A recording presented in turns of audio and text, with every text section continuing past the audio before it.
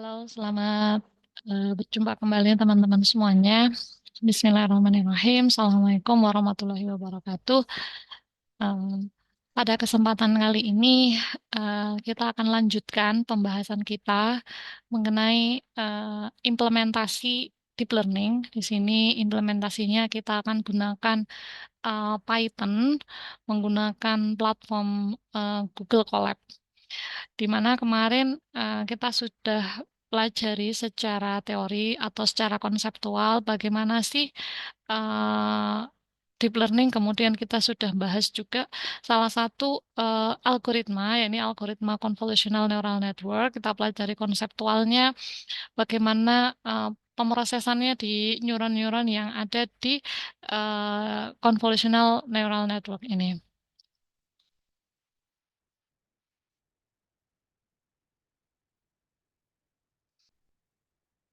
Nah, untuk implementasi ini kita akan terapkan, ini kita akan coba membuat mesin untuk bisa mengenali sebuah objek. Apakah objek ini adalah kucing ataukah objek ini adalah anjing.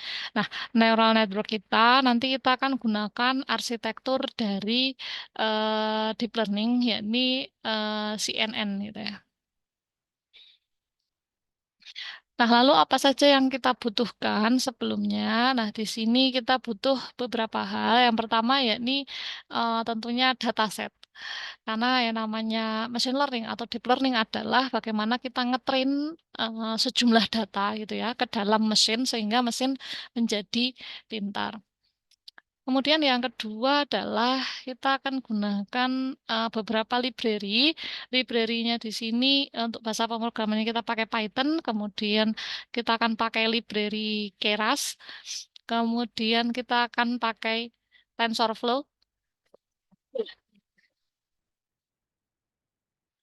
Nah, sebenarnya nggak harus pakai TensorFlow. Kalau teman-teman belajar di literatur lain bisa pakai juga apa namanya PyTorch seperti itu. Kemudian nanti untuk beberapa visualisasi nanti kita pakai Matplotlib gitu ya seperti biasa. Nah, datasetnya ini apa datasetnya? Di sini datasetnya semuanya saya letakkan di Google Drive. Nah, ini ya datasetnya terdiri dari eh, saya letakkan di dalam folder CNN doc versus cat, kemudian dataset. Kemudian di sini ada beberapa folder. Ya, ini folder yang pertama adalah training set. Kemudian folder yang kedua atau directory yang kedua adalah test set. Kemudian ada single prediction dan juga ada untuk nyoba aja gitu ya, data untuk nyoba aja. Nah, training set apa di sini? Training set ini sudah ada gitu ya di dalamnya ini dua direktori lagi karena tadi kita mau melakukan pengenalan kucing dengan anjing, maka di sini sudah ada direktori docs ini untuk gambar-gambar anjing. Nah, di sini ukurannya kecil-kecil teman-teman semuanya untuk gambarnya, akan tetapi jumlah apa namanya datasetnya ini banyak sekali. Ini kalau kita pengen lihat, kita spill. Nah, ini gambarnya nggak full hanya anjing, tetapi juga gambar natural gitu ya. Jadi belakangnya ini masih ada backgroundnya seperti itu. Karena harapannya nanti ya eh, kalau udah dibuat apps itu bisa apa namanya mengenali meskipun dia apa namanya ada di mana-mana gitu ya, tanpa harus eh, membuat atau mensintesa gambar dengan misalnya harus background warna putih dan seterusnya. Nah, ini contohnya dengan berbagai angle juga.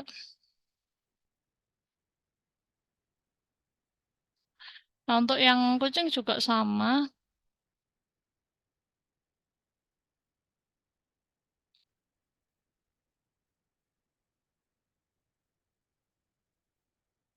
Nah, di sini ukurannya juga variasi gitu ya. Ada yang besar, ada yang kecil. Untuk di bagian test set ini juga sama, kita sudah pisahkan mana directory docs dan mana directory cats-nya.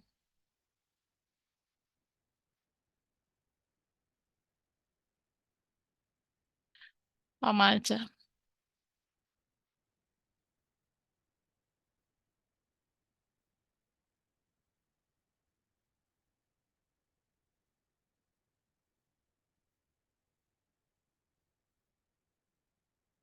Saya balik lagi ke sini.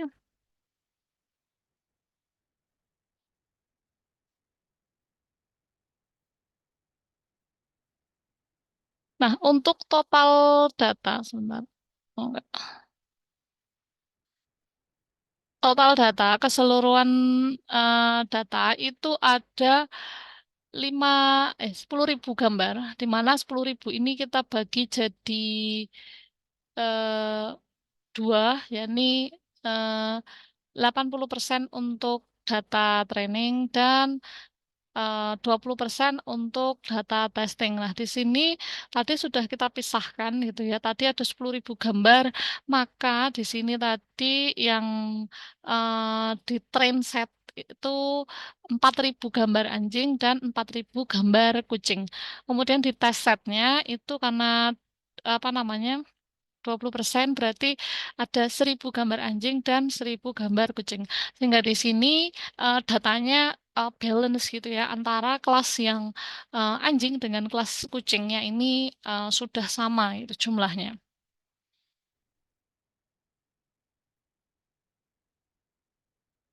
Nah, lalu bagaimana pemrosesannya? Kemarin di sini sudah pernah kita bahas. Jadi ketika ada sebuah gambar, kemudian nanti masuk ke dalam convolution, kemudian biasanya melewati pooling layer juga, kemudian ini bisa kita ulang-ulang. Kita tambahkan lapisannya semau kita. Kemudian mungkin di beberapa literatur ada juga yang nambahin layer normalisasi gitu ya untuk mengubah datanya agar dalam skala tertentu.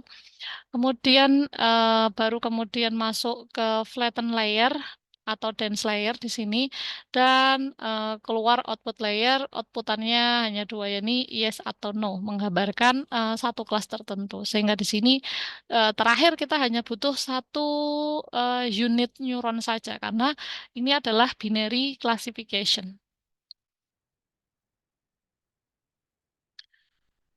Nah, tahapannya seperti apa di sini? Yang pertama, tentunya kita perlu import dulu library-library yang dibutuhkan.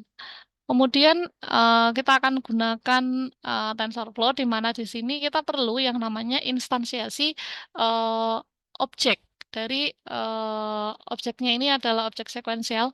Kemudian berikutnya adalah kita susun atau kita buat arsitekturnya mau seperti apa itu, berapa lapis yang kita gunakan. Nah, ini kita susun apa namanya convolution layernya, kemudian pooling layernya, flatten layernya, serta fully connected layernya.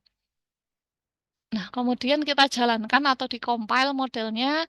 Kemudian kalau menghendaki perlu ditambahkan augmentasi, maka kita tambahkan augmentasi. Augmentasi ini adalah memperbanyak jumlah dataset. Jadi misalnya dataset kita ini hanya sedikit gitu ya. Agar si mesin ini bisa belajar lebih variatif lagi datanya, maka kita bisa lakukan proses augmentasi. Nah, kalau datanya berupa gambar, maka augmentasi ini bisa kita lakukan dengan misalnya merotate gambar, kemudian mencerahkan gambar, ngezoom gambar, ngeflipping dan lain sebagainya. Nah, ini adalah tahapan di dalam augmentasi. Kemudian berikutnya adalah data splitting. Data splitting ini adalah membagi data gitu ya menjadi beberapa bagian. Mana data yang digunakan untuk training, kemudian mana yang digunakan untuk testing. Nah, biasanya kadang pun bisa dibagi jadi tiga. Jadi mana training, mana testing, dan mana validasi. Nah, validasi biasanya digunakan untuk ketika proses ngetrain. Jadi sambil ngetrain sambil divalidasi, sambil ngetrain sambil divalidasi, sambil ngelatih sambil divalidasi seperti itu. Harapannya apa ya? Agar modelnya performnya lebih bagus. Kemudian langkah berikutnya adalah setelah kita splitting, maka kita build model atau kita bangun modelnya. Bangun model dengan apa ya? Dengan melatih data. Jadi datanya kita masukkan ke arsitekturnya tadi, kita jalankan. Gitu. Ini adalah membangun model. Nah, kalau sudah tentunya dengan train data ya, dengan data train set tadi ya. Kemudian kalau sudah modelnya udah jadi, bisa kita simpan atau bisa kita biarkan saja. Nah, saran saya di situ ya kita simpan gitu ya. Tujuannya apa? Karena ngetrain ini kalau datanya makin banyak, waktunya makin panjang kayak gitu. Kemudian berikutnya adalah kita lakukan model evaluation. Dievaluasi modelnya tadi. Apakah sudah baik atau belum? Nah, cara ngevaluasinya dengan apa? Ya dengan kita predik menggunakan data testing. Data testing tadi kan banyak ya. Kalau di sini tadi kita pakai 1.000 data. Nah, 1.000 data gambar ini setelah kita predik itu seperti apa? Apakah sesuai dengan data realnya yang diharapkan atau tidak? Nah, kalau udah sesuai berarti selesai gitu ya. Nah, cuman kalau belum selesai, maka kemarin ya siklusnya di pertemuan sebelumnya sudah kita bahas, maka Anda lakukan evaluasi. Problemnya di mana? Apakah kesalahannya itu ketika di train itu sudah bagus, tetapi di testing nggak bagus? Nah, kalau seperti ini berarti model Anda overfitting. Kalau overfitting apa yang dilakukan? Bisa tambah data, apa namanya? Bisa menambahkan regularisasi, bisa dengan augmentasi, dan lain sebagainya. Anda lihat lagi literatur yang kemarin. Kemudian kalau ternyata pas proses training aja sudah bermasalah, atau pas proses training aja itu akurasinya masih belum baik, maka yang Anda lakukan adalah mengubah arsitekturnya. Nah, ini bisa Anda tambahkan lagi gitu hidden layer-nya. Mungkin kurang dalam proses pembelajarannya, sehingga apa namanya, dia belum pinter kayak gitu ya. Atau bisa lagi Anda tambahkan dropout, Anda tambahkan optimizer yang berbeda. Nah, ini untuk pengaturan dari arsitektur dari CNN. Kemudian Anda train lagi, Anda build lagi, sampai evaluasinya ini benar-benar bagus. Nah, kalau udah bagus, berarti sebenarnya model ini sudah siap digunakan atau siap dideploy untuk sebuah aplikasi.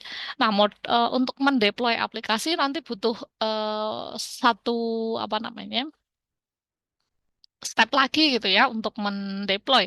Apakah itu mau dideploy dalam bentuk apa namanya, eh, mobile app, apakah mau dideploy dalam bentuk eh, web base atau mau dideploy dalam bentuk desktop base, aplikasi-aplikasi seperti itu. Nah, untuk pembelajaran kali ini kita nggak sampai ke tahap deployment karena nanti butuh waktu lagi gitu ya untuk deployment, butuh materi tersendiri, sehingga di sini kita cukup nyoba nih, nyoba untuk satu data itu kalau di ngepredik satu data masukin ini seperti apa gitu ya, karena di dalam proses evaluation seperti ini di tahapan yang ke-8 ini biasanya kita akan mengevaluasi model dengan satu set data testing kayak gitu. Oke. Nah, kita masuk ke tahapan berikutnya. Nah, import import library di sini kita butuh dua library, yakni TensorFlow dan Keras. Nah, TensorFlow ini tetap butuh Keras ya. Jadi artinya Anda nggak bisa berdiri sendiri TensorFlow karena TensorFlow ini dia jalan di atas Keras. Kemudian berikutnya adalah kita susun arsitektur dari CNN. Nah, CNN di sini kemarin kita sudah pelajari secara teoritis, yakni di sini kita butuh apa saja sih yang harus di set up gitu ya. Nah, kita perlu yang pertama adalah Anda tentukan berapa sih jumlah filternya atau berapa sih jumlah kernel yang digunakan ya gitu ya. Atau berapa sih jumlah fitur detektornya gitu. Misalkan di sini kita pakai 32, kemudian ukurannya berapa? Ukuran ini adalah eh, ukuran dari filternya. Kalau 3 berarti maksudnya adalah 3 kali 3 kayak gitu. Kemudian pasang juga apa sih fungsi aktivasi yang Anda gunakan. Kemudian berikutnya adalah oh ya, karena kalau gambar berarti biasanya adalah 2D di sini, convolution yang digunakan. Kemudian max pooling-nya juga sama, max pooling 2D gitu ya. Nah, di sini kalau max pooling Anda tentukan juga pooling size-nya itu berapa, kemudian stride-nya berapa.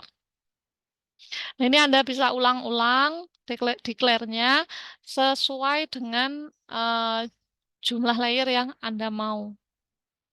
Kemudian berikutnya adalah kita masuk ke fully connected layer. Nah, ini kita ubah dulu keluaran dari convolution layer, kita ubah menjadi flatten layer.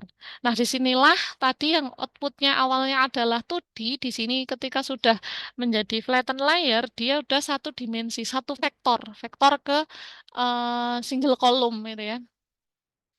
Kemudian di fully connected, bawahnya ini arsitekturnya mirip ANN atau mirip Artificial Neural Network. Di layer yang paling bawah ini adalah output layernya. Nah, karena ANN sebenarnya di sini kita masih bisa nambahin lagi beberapa lapis untuk hidden layer juga seperti itu. Nah, di sini kita bisa tambahkan apa namanya? Misalnya sebuah hidden layer dengan jumlah unit pemrosesnya atau unit neuronnya, buletannya ini sejumlah 1024 dan seterusnya. Dan kita bebas ya menentukan apa namanya jumlah neuronnya. Nah, inilah yang Anda set up. Nanti Anda amati bagaimana sih perform dari modelnya. Apakah sudah sesuai bisa mengenali data dengan baik atau tidak. Jangan lupa di sini juga tambahkan setiap ada dance layer berarti ada fungsi aktivasi. Nah, kemarin konsepnya adalah kalau hidden layer biasanya pakai satu jenis fungsi aktivasi ya, karena di sini convolution masih juga masuk hidden layer yang di tengah setelah flatten layer ini juga masih masuk apa namanya hidden layer. Jadi kita sama-sama pakai relu. Kemudian kalau yang paling bawah ini adalah output layer. Sehingga di sini kita pakai output layer softmax gitu ya. Nah, jumlah neuron yang ada di output layer ini adalah menggambarkan jumlah kelas atau sebenarnya Anda ini ingin melakukan apa? Apakah mau melakukan regresi atau mau melakukan klasifikasi? Kalau CNN ya biasanya digunakan untuk klasifikasi gitu ya. Nah, kalau mau klasifikasi, Anda mau mengklasifikasi jadi berapa kelas atau Anda mau mempredik jadi berapa kelas? Karena di sini hanya kita mau mengenali apakah ini gambar anjing atau kucing yang mana ini masuk ke dalam binary classification, maka di sini kita cukup pakai satu buah neuron saja. Kalau misalnya kita mau mengenali angka yang mana ini adalah 9 ya mulai dari 0 sampai dengan 9, maka ya di sini Anda pakai 9 unit neuron.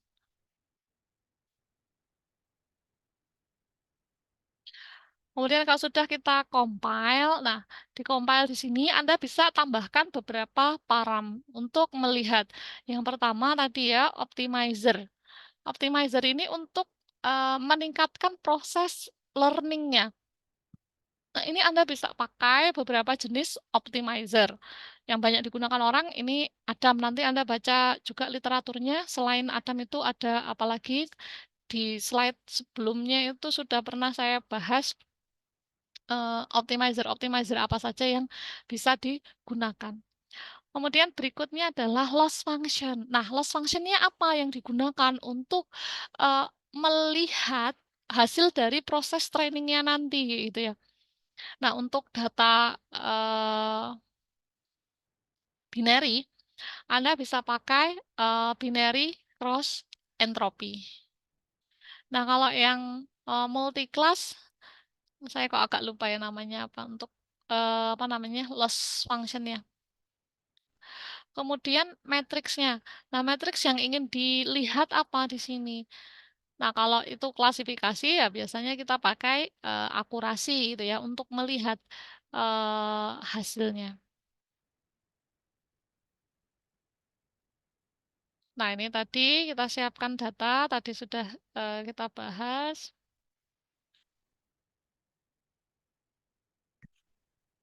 Kemudian kita split datanya. Nah, data splitting tadi eh, di sini kita baca dulu direktorinya apa gitu ya. Ngambil dari mana? Dari Google Drive gitu. Kalau punya saya tadi contohnya. Kemudian kita bisa tambahkan beberapa param, yakni sheet-nya. Sheet itu em, mulai dari berapa atau ngacaknya seperti apa. Kalau di eh, splitting yang Scikit-learn itu kan biasanya kita pakai random size kayak gitu ya. Nah, ini pengacanya seperti apa. Kemudian ukuran dari gambarnya.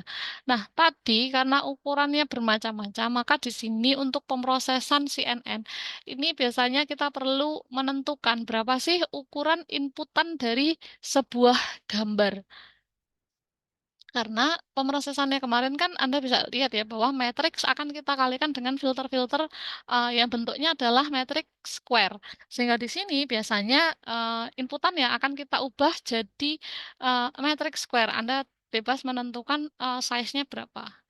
Sekali lagi, makin gede size-nya, otomatis proses komputasinya makin berat. Ya, gitu ya.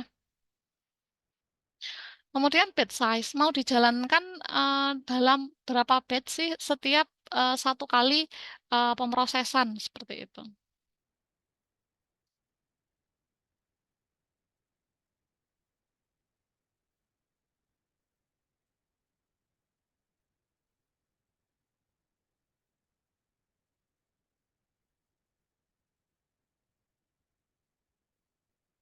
Ya sudah saya tambahkan ya proses training bekerja secara paralel. Kalau kita punya 8.000 data, ngetrainnya kan lama banget. Kalau kita pakai 32 batch, maka dalam satu iterasi itu kita pecah jadi 250 kali proses seperti itu.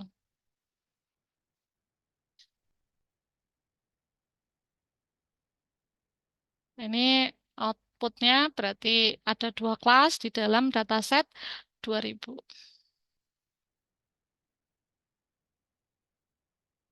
Dan ini tadi fungsinya sudah. Kita akan coba masuk ke Google Colab. Silakan Anda create sebuah file baru. Nah, ini karena prosesnya cukup lama, jadi apa namanya? Saya sudah tulis programnya dan Anda tinggal bisa ikuti atau nanti bisa Anda run ulang. Nanti saya share Google Colab-nya.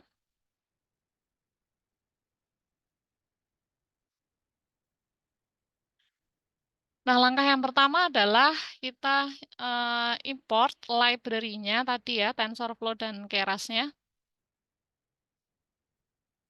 Kemudian kita susun apa namanya model sekuensialnya atau arsitekturnya seperti apa. Tadi kita pakai dua convolution.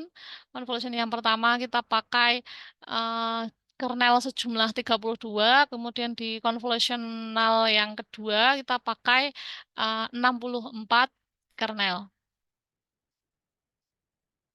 Kemudian untuk flatten layer kita tambahkan satu hidden layer lagi, yakni dengan dense sejumlah 1024. Nah, setelah itu tadi kita bahas ya, yakni kita compile eh, modelnya dengan optimizer Adam untuk metrik pengukurannya, loss functionnya kita pakai binary cross entropy, kemudian untuk matriksnya yang mau dilihat adalah performnya adalah akurasi. Nah, di sini untuk bisa apa namanya kita si Google Colab ini membaca eh, file yang ada di Google Drive, maka kita eh, import terlebih dahulu modul Drive dari eh, library Google Colab. Kemudian kita lakukan proses mounting. Mounting ini membaca apa namanya direktori gitu ya, direktori yang ada di Google Drive.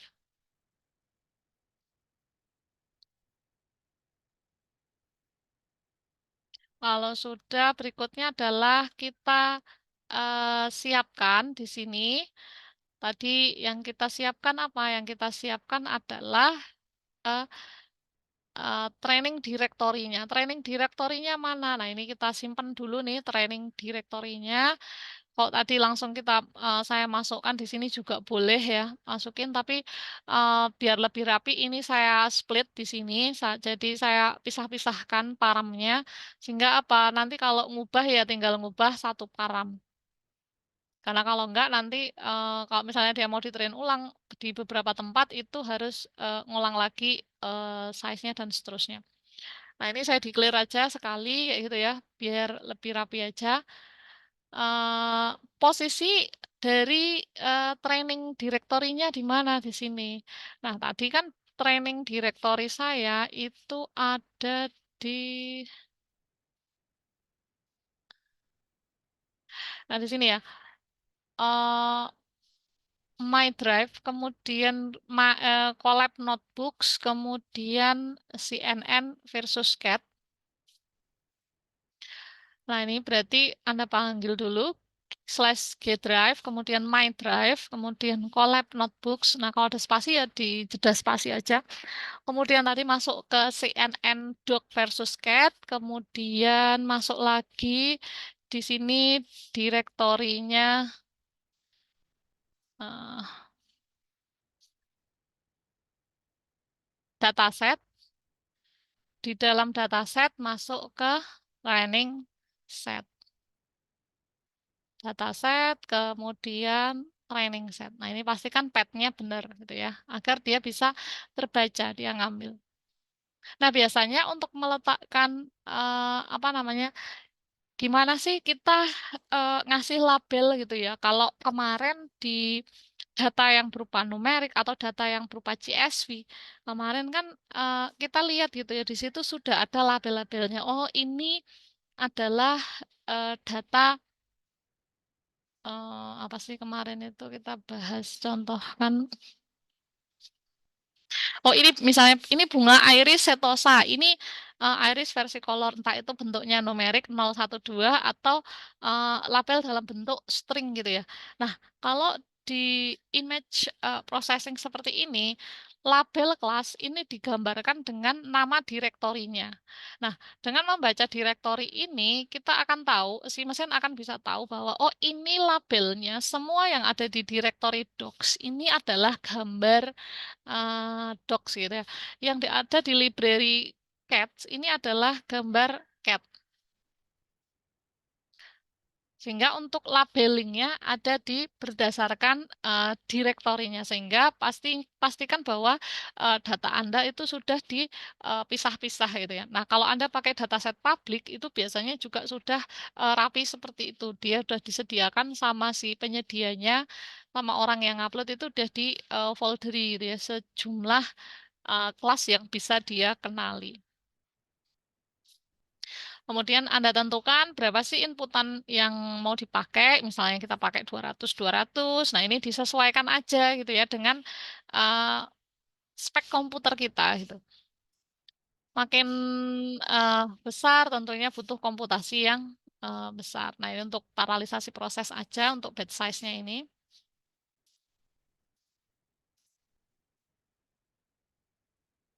Biasanya pakainya berapa ya? Kelipatan 8 sih biasanya. 16, kemudian 32, 64 kayak gitu. Nah, kalau mau memparalisasi juga, ini juga Anda juga harus tahu seberapa bisa eh, hardware Anda itu menjalankan proses paralel itu. Kalau di paralel makin banyak paralelnya itu kan makin cepat gitu ya prosesnya. Tetapi kalau komputernya nggak mampu ya justru akan nge-lag gitu ya yang terjadi. Sehingga di sini Anda perlu tahu spesifikasi komputer yang digunakan. Atau kalau misalnya kita pakai Google Colab ya kita cek dulu gitu ya. Kita dapat eh, CPU atau kita dapat GPU berapa gitu dari Google.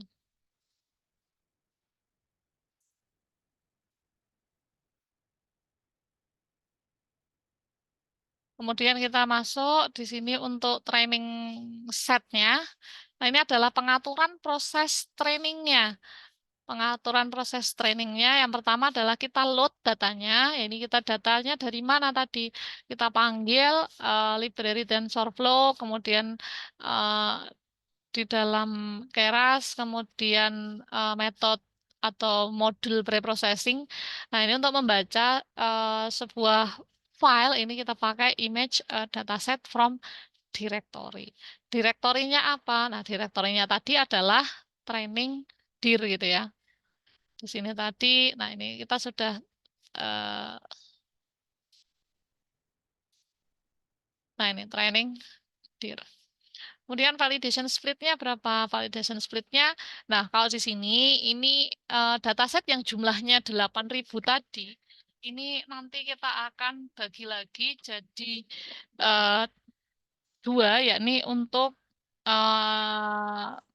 validasi, kemudian yang satunya lagi untuk trainingnya tadi, subsetnya untuk training. Di sini untuk membagi ke validasi kita pakai 20%. Nah, ini kita simpan sebagai training, subsetnya sebagai training. Ini pengacakannya random size-nya berapa dari seed ke 101. Kemudian image size, tinggal masukin aja weight dan height-nya. Kemudian batch size-nya, kita masukin data batch size.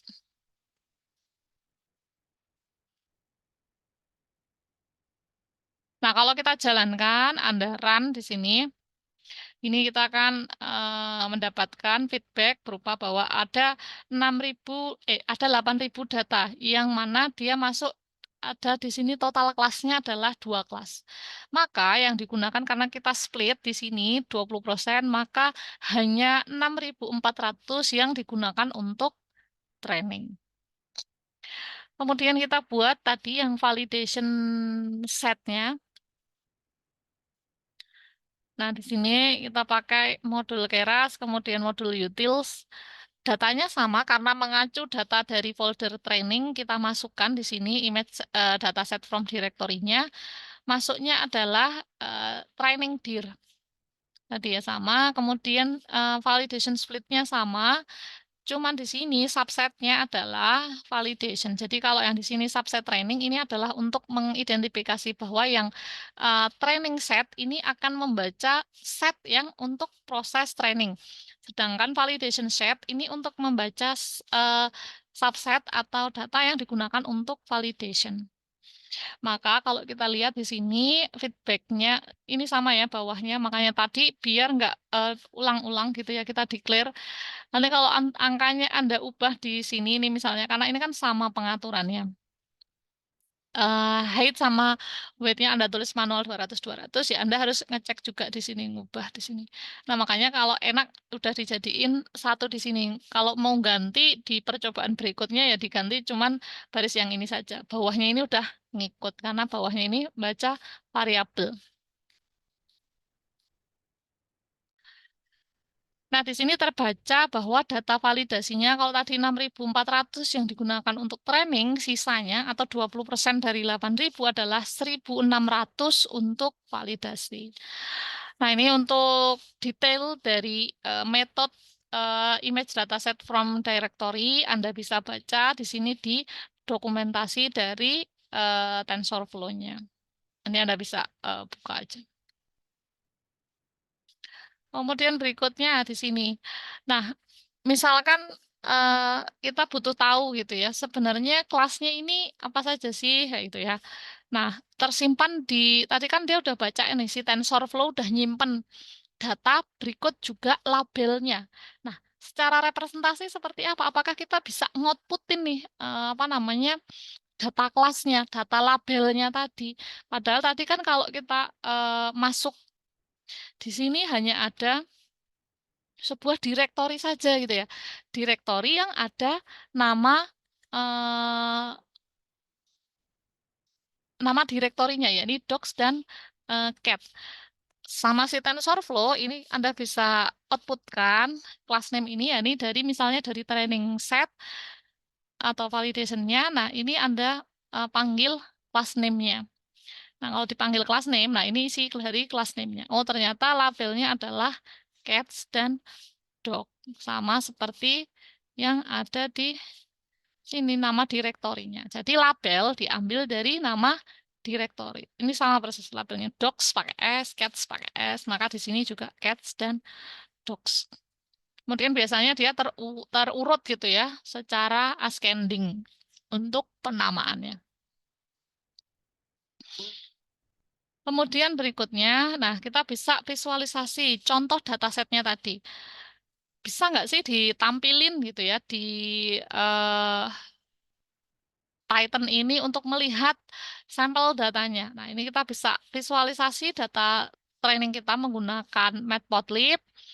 Ini kita aliaskan dengan PLT. Ini agar singkat aja gitu ya daripada Anda nulis pyplot kayak gitu. Nah, ini lebih singkat pakai PLT. Nah, ini kita buat sebuah figur. Nah, figur ini kayak box gitu ya untuk nampilin objek. Ukurannya berapa kita bisa pakai. Misalnya di sini adalah 5 kali 5. Nah, di sini kita buat perulangan sejumlah image dan label. Nanti kita berikan image dan labelnya itu apa. Kemudian dari data training kita ambil satu persatu kita tampilkan sejumlah berapa. Nah, kita ambil misalnya sampel 9 data itu ya, 9 data. Kemudian di sini kita tentukan aksisnya masing-masing ukurannya itu berapa kali berapa, subplotnya ini. Kemudian kita tampilkan yaitu gambar dari indeks yang awal tadi ya pertama itu ya, dari 1 sampai dengan nanti 9. Kemudian type-nya kita beri UIN 8. Ini adalah jenis tipe citra. Kemudian kita tampilkan juga class name-nya berdasarkan urutan indeksnya. Nah, kalau sudah, sebenarnya yang disimpan itu kalau di TensorFlow ya seperti ini gitu ya. Tensor, kemudian ada shapefile, kemudian tipe data, dan labelnya. Labelnya 0 dan 1 gitu ya. Si data apa namanya docs dan cat ini akan di-convert ke 0 dan 1.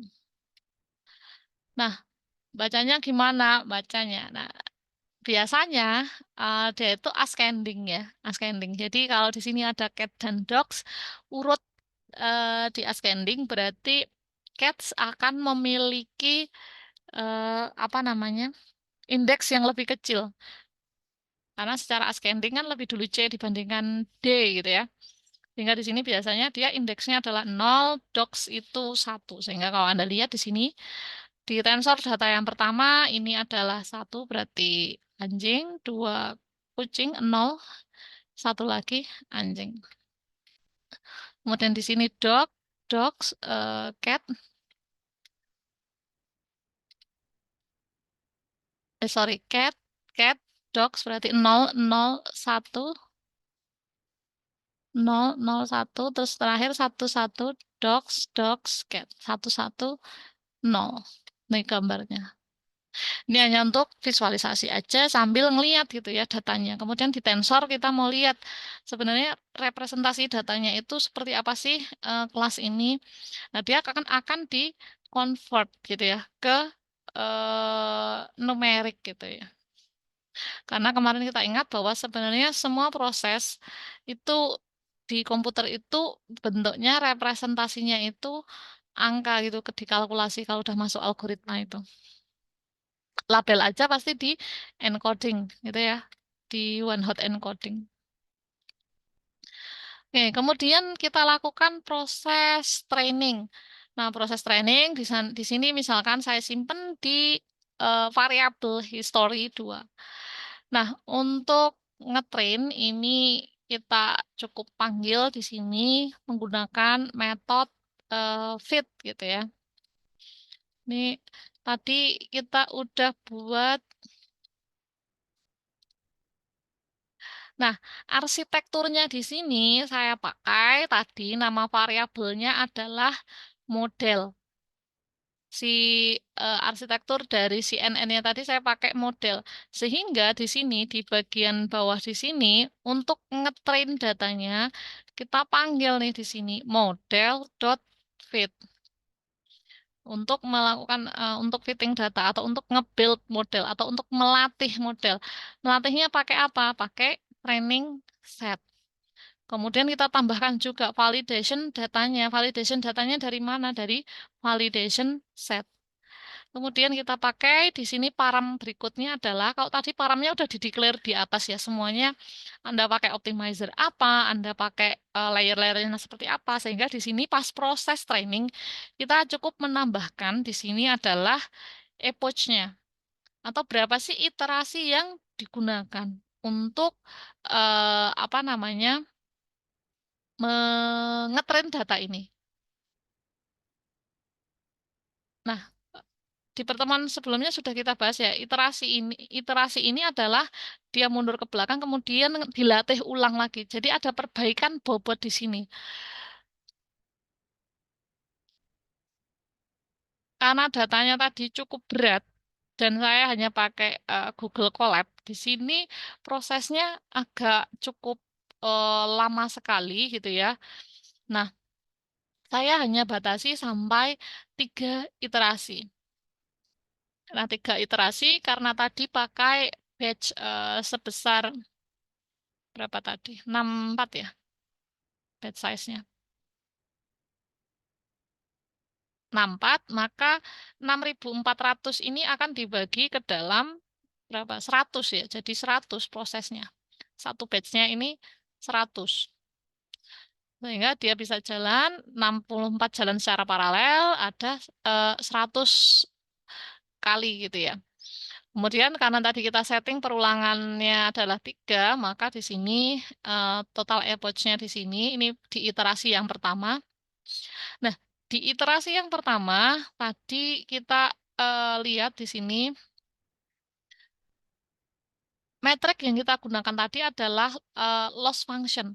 Nah, yang di sebelah kiri ini adalah metrik miliknya training data.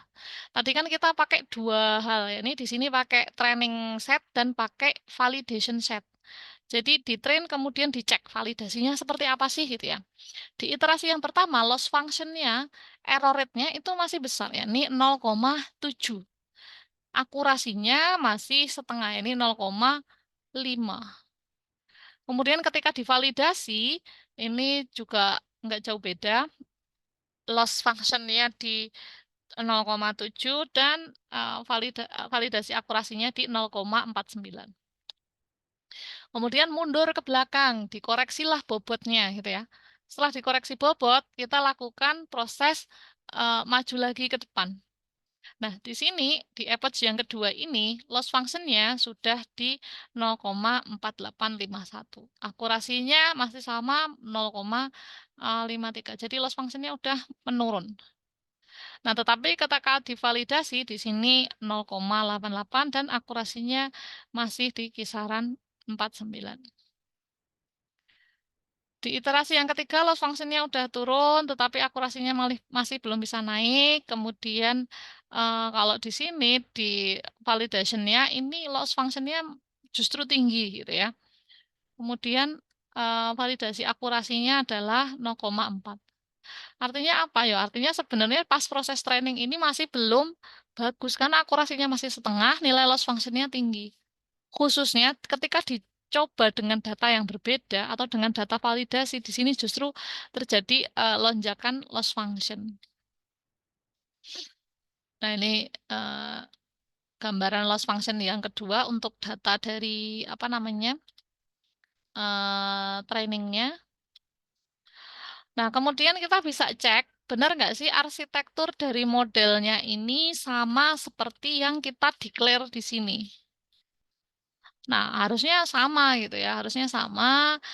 Atau kadang kalau kita pakai model yang udah ditrain orang, nah ini kita bisa lihat strukturnya seperti apa sih arsitekturnya. Ini menggunakan metode summary. Nah, ini kita lihat layer-layernya apa saja. Oh, di sini kita ada convolution layer.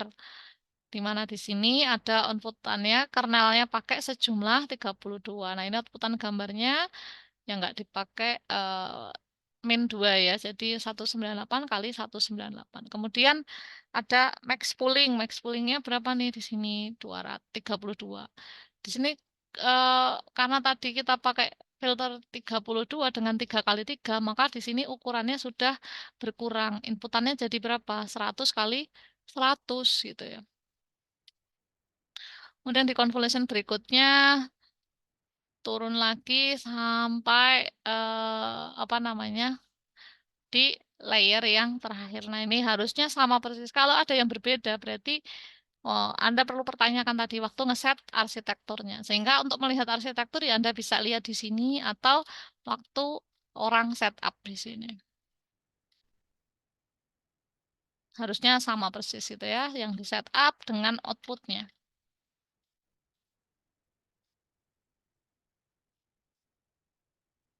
Nah, ini total param yang udah dikenali, kemudian param yang sudah dilatih, yang non param yang belum dilatih, tidak. Nah, berikutnya adalah karena proses ngetrain ini lama banget gitu ya, sehingga sebaiknya Anda simpan gitu untuk apa namanya model yang udah dilatih tadi. Karena kalau tidak disimpan, ketika runtime-nya ini habis, jadi kan eh, kalau kita pakai Google Colab atau kita pakai di versi lokal gitu ya, variabel itu disimpan ya ketika data runtime-nya ini masih ada, masih apa ya istilahnya, ya runtime-nya masih ada, masih nyambung gitulah ya. Nah, biasanya dia akan disconnect atau putus gitu setelah sekian waktu tertentu terminate gitu ya. Nah, ketika udah putus koneksinya atau putus runtime-nya di sini, maka ya nilai yang ada di variabel-variabel tadi hilang gitu ya, kosong gitu. Sehingga kalau Anda mau melakukan prediksi ya Anda harus ngulang, ngetrain ulang, dijalankan lagi, di run lagi gitu ya. eh Code yang udah tadi ditulis itu harus dijalankan. Nah, beda kalau misalnya model ini kita simpan, nanti kita tinggal load saja modelnya. Kita nggak usah jalankan step yang di atas tadi, karena ini adalah model yang udah tadi kita latih tadi sudah bisa atau siap dipakai untuk apa namanya ngepredik sebuah data kayak gitu. Sehingga di sini sangat saya sarankan untuk selalu menyimpan model setiap kali eh, kita selesai apa namanya ngetrain data. Nah, di sini nyimpennya di mana? Karena semuanya dijalankan di environment Google, di sini saya simpan juga di Google Drive. Nah, di sini tadi di CNN Docs versus Cat di sini selain ada direktori dataset, di sini saya buat lagi sebuah direktori namanya adalah model. Di dalam model inilah saya akan gunakan untuk menyimpan model yang kita apa namanya bangun. Nah, kita akan simpan di mana? Di sini di drive model. Kemudian nama filenya saya akan beri nama model, kemudian 3 epoch karena tadi ya saya train dengan 3 epoch. Atau bebas-bebas aja Anda mau simpan dalam apa namanya file apa gitu ya. Nah, di sini saya simpan dalam format H5. Nah,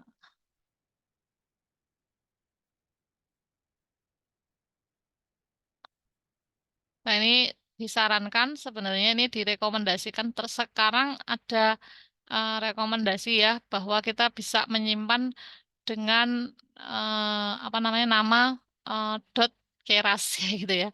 Kalau disimpan di H5 dia sebenarnya sebagai file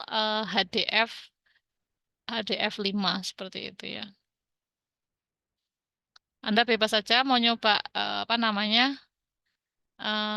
pakai ekstensi .keras atau .h5. Ini belum, ini masih bisa dipakai gitu ya, pakai file H5 ini. Kemudian, nah kalau udah disimpan kayak gini, filenya akan ke-generate di mana? Kita bisa cek di sini. Nah, ini yang terakhir ngetrain kemarin, yakni model 3 epoch.h5. Nah, ini dengan 3 epoch ini masih besar gitu ya. Filenya gede banget. Ya, ini 1,69 gigabyte. Nah, mungkin nilai dari weight-nya atau ininya masih besar-besar sehingga apa namanya datanya ini masih besar. Saya juga nggak ngerti kenapa jauh banget gitu ya, karena bentuknya kalau yang udah H5 ini binary file.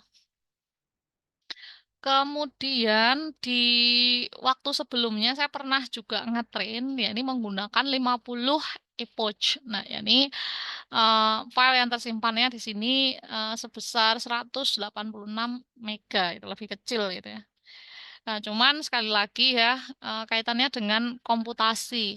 Ini pas slow aja, ini bisa di train 50 dan kebetulan kesimpan. Beberapa kali nyoba, kadang-kadang putus di tengah jalan dan belum ke save ya itu. Nah, ini makanya kemarin untuk pas latihan ini saya run ulang. Nah, ini pakai 3 kali epoch dia jalan gitu ya. Karena benar-benar lama banget itu nungguin selesai ngetrain data. Karena datanya cukup banyak. Ada 8.000 data gitu ya untuk proses trainingnya. Nah, ini Anda bisa trial error gitu ya untuk bagaimana sih ngetrain data agar dapat perform yang bagus. Nah, kalau sudah disimpan, tadi kan kita simpan di Google Colab. Kita coba nih, kita baca. Nah, kalau tadi runtime-nya masih ada, ini Anda cukup langsung panggil, eh, jalankan metode ini ya, load model di dalam modul models dan di dalam modul keras. Nah, tetapi kadang itu saya kalau membuat apa namanya eh,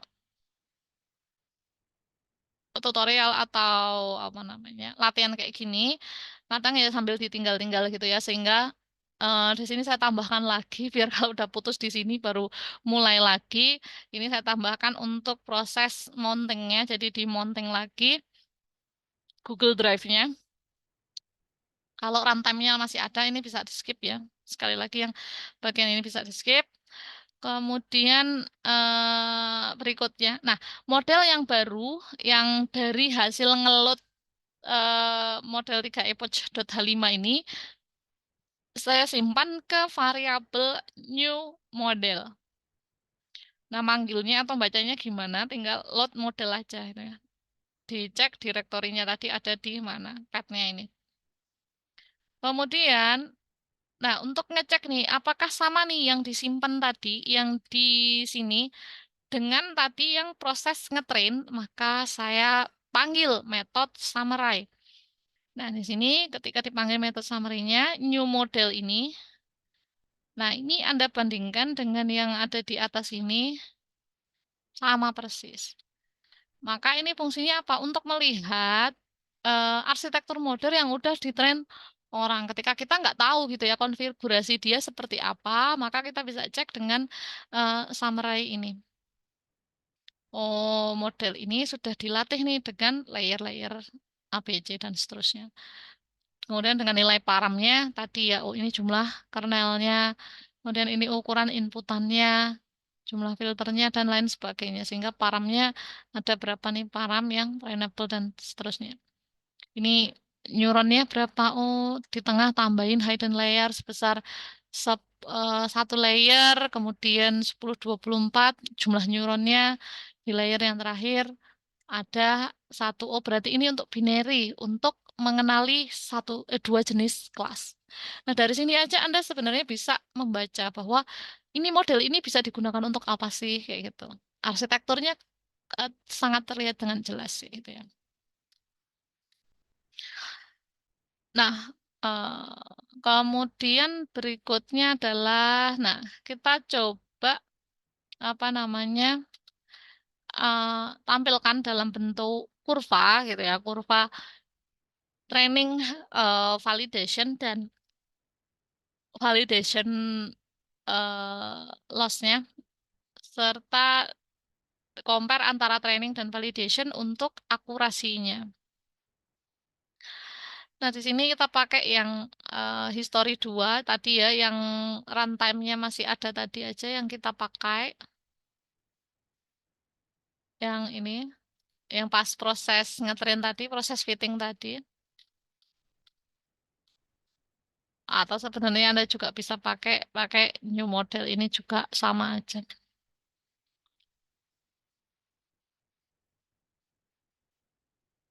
Eh, oh nggak mungkin bisa deh kalau pakai new model nggak akan ke record gitu ya. Anda harus pakai yang ini, harus pakai yang proses training tadi karena disinilah dia disimpan masih ada nilai value-value untuk loss function kemudian akurasinya. Kalau di sini tadi udah hasil akhirnya aja. Maka di sini Anda panggil, bisa panggil history 2 untuk melihat value dari akurasinya, kemudian eh, validation dilihat untuk validation akurasinya. Kemudian loss juga kita lihat loss functionnya berapa, validation lossnya. Kemudian range-nya sejumlah apa? Ya sejumlah epoch-nya nanti kita akan lihat. Kemudian kita plotting ke dalam Matplotlib pakai ukuran 8 kali 8 atau Anda bisa sesuaikan.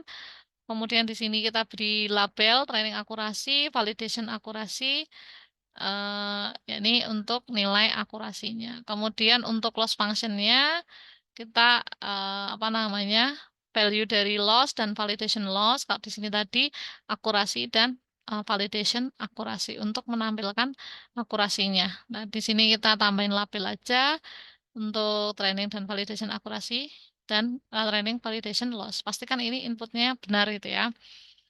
Kemudian kita amati di sini. Nah, di sini untuk akurasi. Akurasi ketika training ini kalau dilihat biru ini adalah eh, data training, yang kuning ini adalah data validation. Kalau dilihat akurasinya training selalu di atas, kemudian yang bawah ini adalah validasi. Artinya apa? Ya, artinya dia masih overfit gitu ya. Kemudian loss function. Loss function di sini juga sama dalam epoch 3 ini eh, trainingnya ini yang biru. Yang biru ini menurun gitu ya. Awalnya 0,7 kemudian makin di train, makin di iterasinya ditambah, itu dia makin mendekati 0. Tetapi yang validasinya ini ketika di train ini makin ke atas. Nah, sehingga ini apa ya namanya overfitting. Kalau overfitting ya silahkan Anda cari kemarin itu yang udah kita bahas langkah-langkah untuk mengatasi overfit, model yang overfit. Tadi ya karena keterbatasan saya di proses komputasinya sehingga saya batasin 3 epoch. Nah, itu kalau Anda apa namanya naikkan jumlah epochnya, saya yakin itu juga sudah dapat meningkatkan performnya. Kemudian, nah kalau sudah, sebetulnya kita bisa lakukan satu kali lagi testing, yakni testing untuk membaca data dari test setnya. Test set ini adalah tadi sekumpulan data ya, kita punya 1.000 data, yakni 500 gambar kucing dan 500 lagi gambar anjing. Nah, di sini kita pakai ukuran yang sama kayak apa namanya tadi. Ini bisa Anda masukin sebenarnya kayak weight size atau height size yang tadi yang sudah dicantumkan, kemudian bed size-nya berapa. Ini Anda bisa pakai param yang di atasnya tadi. Kemudian eh, ini hanya untuk splitting saja. Kemudian nah, ini Anda bisa evaluasi nih. Evaluasi loss function-nya. Jadi menggunakan evaluate kayak gitu ya. Evaluate untuk test set dan tes labelnya di compare antara datanya dengan labelnya. Nah, di sini dapat akurasi sebesar 50%. Jadi ketika dites ini masih juga tinggi gitu, masih juga rendah gitu ya. 50 persen itu ya dengan data testingnya. Jadi benar-benar masih jelek. Kemudian kita bisa contohkan bagaimana kalau kita pakai satu data. Nah, untuk satu data di sini saya tambahkan sebuah library lagi. Ada beberapa library nih. Kita pakai image dari Keras Util. Kemudian CV2 ini untuk menampilkan sebuah gambar dan eh, MP image gitu ya, Matplotlib image. Kemudian skyimage.io ini untuk juga menampilkan. Nah, di sini kita tentukan dulu URL-nya. Saya mau baca data tuh dari sini. Data yang dataset. Kemudian di sini saya single prediction ini nyoba untuk eh, satu data gitu ya, browsing di internet gitu ya. Bebas saja kalau kucing ini masuk di sini. Nah, ini kok cat or dog berapa ini dan seterusnya. Ini yang saya masukkan cat or dog 6. Cat or dog 6. Ini ya gambarnya.